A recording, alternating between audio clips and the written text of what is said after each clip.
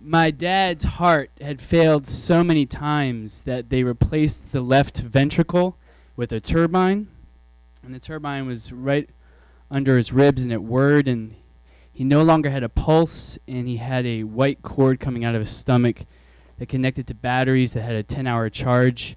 It's called an LVAD, a left ventricular assist device, and it happened in the summertime.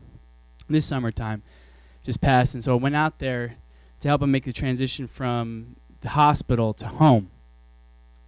The first thing he does when we get in the car after being discharged is he wants to go to this uniform store in East Cleveland where he lives to pick up a conceal and carry holster vest so he can kind of hide the batteries in there. It was pretty smart.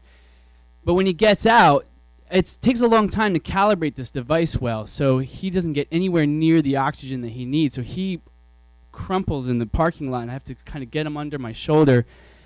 And if you could see us, it would look like a younger version of himself had traveled to the present to help a gunshot version of him now, which is a convoluted way of saying that we look a lot alike, and he was in bad shape.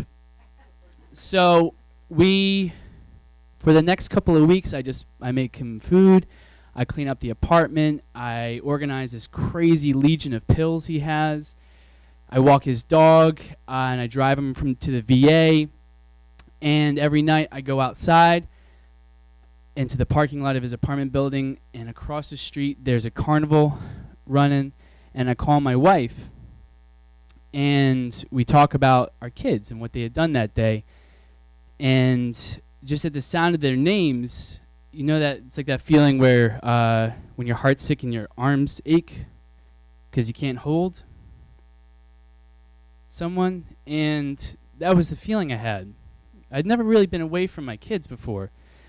So one day, my dad and I, we go out to a marina in Toledo, and because he wants to check out a boat. He just bought a boat, and it's up on the stilts, kind of like they're cleaning it, and he was able to buy it because the government, the VA, had just agreed after 4 heart attacks in 6 years that his condition, his ischemic heart failure, was related to Agent Orange. It's that defoliant in Vietnam. And it's what they call epigenetic, so it transforms your genes. And so me and my brothers, our kids probably have a little bit of it, Monsanto. Anyway, he's standing there, and he can't even raise his head to look at the boat he just bought. And he's kind of teetering, and his dog is on like one of those extendo leashes, and it's wrapping itself around the stilts of the boat. And in that moment, there's a lot of my dad. He can't hardly hold his head up. He can never get wet for the rest of his life. He's got a dog. He just got this money, and he drops it almost in about 2 days on this boat. And that kind of insane dream logic of his, that is what is awesome about my dad, and that is also what is crazy difficult about my dad. So he starts to teeter, and I run over, and he says, "I'm not gonna make it. I gotta shit." And I've got a 1-year-old and a 4-year-old, so like I'm cool with feces. But we get to a Burger King and we clean it up, and I go home. I call my wife and tell her about it, of course. And the day I'm supposed to leave, I'm walking the dog in the morning, and he collapses in his apartment lobby, gets taken to the ER. I miss my flight home. I go out to the I go out to the parking lot, and I just like call my wife, and I'm falling apart.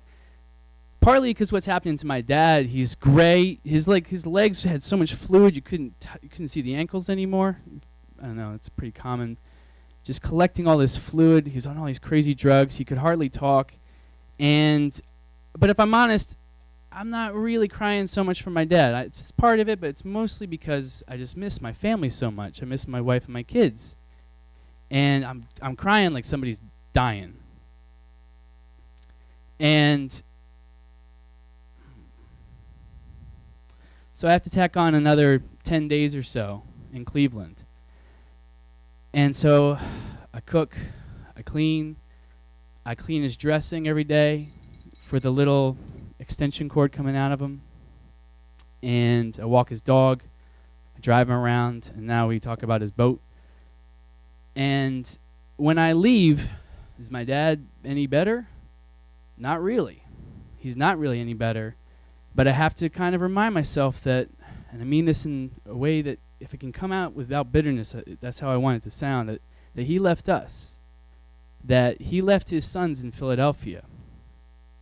My dad, and I don't blame him for it in a sense because I understand, my dad has lived in Baltimore, Guam, Puerto Rico, the Philippines, Panama, Belfast, London, Carlisle, Pennsylvania. Now he's in Cleveland. There's a whole bunch more. There's Chicago. There's other ones. And now he's fixing to live on this boat that in some way he's been living on that boat in his head for the better part of his life.